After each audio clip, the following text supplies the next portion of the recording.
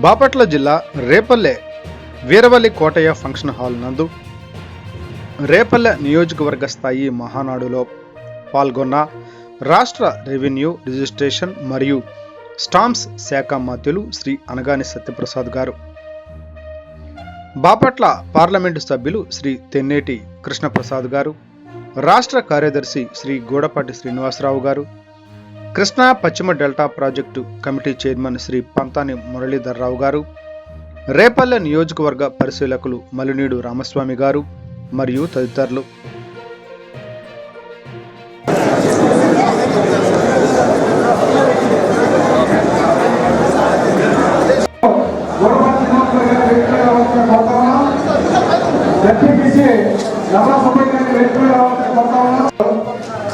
ఈరోజు రేపల్లె నియోజకవర్గ మహానాడు, ఎందుకంటే మీ అందరికీ తెలుసు తెలుగుదేశం పార్టీ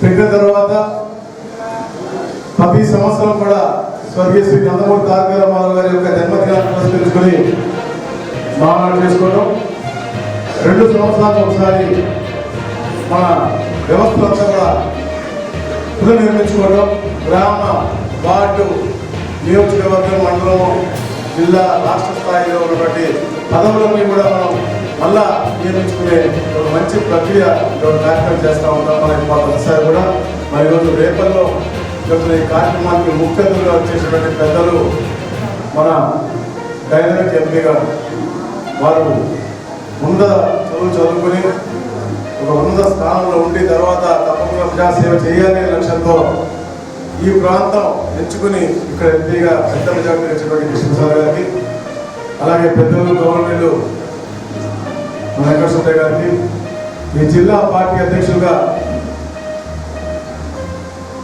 పదవి చేపట్టి అన్ని నియోజకవర్గాల గెలవడంలో కీలక పాత్ర పోషించినటువంటి సరగల వారికి, అలాగే రాష్ట్ర ఎప్పుడు గత 5 సంవత్సరాలు రూపాయలు ఈసారి మనం దానికి కూడా ఇచ్చాడు. అంటే ప్రతిదీ కూడా ఆలోచన చేసి రైతు అవ్వచ్చు, ఒక వర్తకుడు అవ్వచ్చు, ప్రతి ఒక్కరు బాగున్నా సురక్షంగా ఉన్న ఆచరణతో పనిచేసేటువంటి ప్రభుత్వం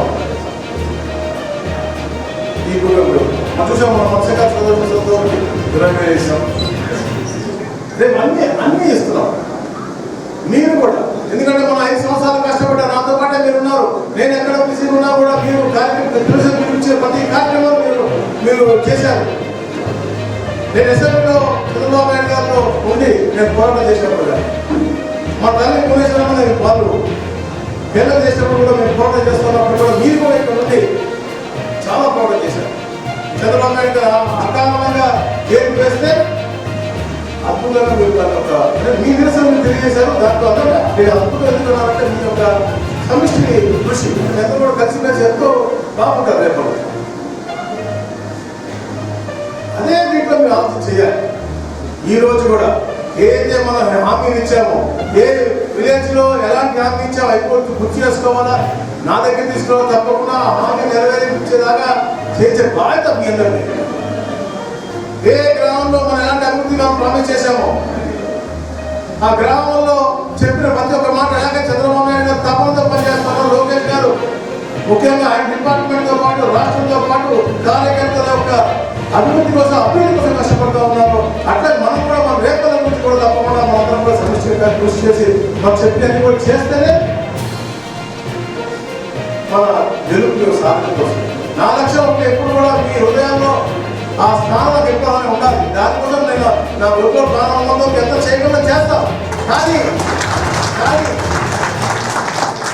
మేమందరం చేశాం కదా, మాకు ఇంకా తప్పకుండా ప్రతి ఒక్క సమస్య విని తెలుసుకుని వాటిని సాల్వ్ చేసే బాధ్యత నాది. దాన్ని చేయలేదా అనుకుంటే అందరికీ ఒకేసారి ఎవరితో న్యాయం చేయాలి. తప్పకుండా మీరందరూ నా కుటుంబ సభ్యులు. నేను ఎప్పుడు చెప్పా, నాకు మీరు తప్ప నాకు ఎవరు, నాకు ముఖ్యం మీరే, దాని తర్వాత ఇంకెవరైనా మీరు ఆలోచించారా నా గురించి పట్టించుకోవడం. ఎప్పుడు గత 5 సంవత్సరాలు రూపాయలు ఈసారి మనం దానికి కూడా ఇచ్చాడు. అంటే ప్రతిదీ కూడా ఆలోచన చేసి రైతు అవ్వచ్చు, ఒక వర్తకుడు అవ్వచ్చు, ప్రతి ఒక్కరు బాగున్నా సురక్షంగా ఉన్న ఆచరణతో పనిచేసేటువంటి ప్రభుత్వం మనం చూసాం, మన మత్స్యకార సోదరులకి 20,000 వేసాం. రేపు అన్నీ ఇస్తున్నాం. మీరు కూడా, ఎందుకంటే మనం 5 సంవత్సరాలు కష్టపడ్డా, నాతో పాటే మీరు ఉన్నారు. నేను ఎక్కడ బిజీ ఉన్నా కూడా మీరు కార్యక్రమం పిలిపించే ప్రతి కార్యక్రమం మీరు చేశారు. నేను అసెంబ్లీలో చంద్రబాబు నాయుడు గారితో ఉండి నేను పోరాటం చేసినప్పుడు, మా తల్లి భువనేశ్వరమ్మని వాళ్ళు కేంద్ర చేసినప్పుడు కూడా మేము పోరాటం చేస్తున్నప్పుడు కూడా మీరు కూడా ఇక్కడ ఉండి చాలా పోరాటం చేశారు. చంద్రబాబు నాయుడు గారు అకారణంగా జైలు వేస్తే అద్భుతంగా మీరు దాని ఒక మీ నిరసన తెలియజేశారు. దాంట్లో అర్థంగా మీరు అద్భుతం ఎందుకున్నారంటే మీ యొక్క సమిష్టి కృషి ఎంతో కూడా కలిసి కలిసి ఎంతో బాగుంటారు. రేపు అదే దీంట్లో మీరు ఆలోచన చేయాలి. ఈ రోజు కూడా ఏదైతే మనం హామీలు ఇచ్చామో, ఏ విలేజ్ లో ఎలాంటి హామీ ఇచ్చామో హైకోర్టు గుర్తు చేసుకోవాలా, నా దగ్గర తీసుకోవాలా, తప్పకుండా హామీ నెరవేర్చేలాగా చేసే బాధ్యత మీ అందరికీ.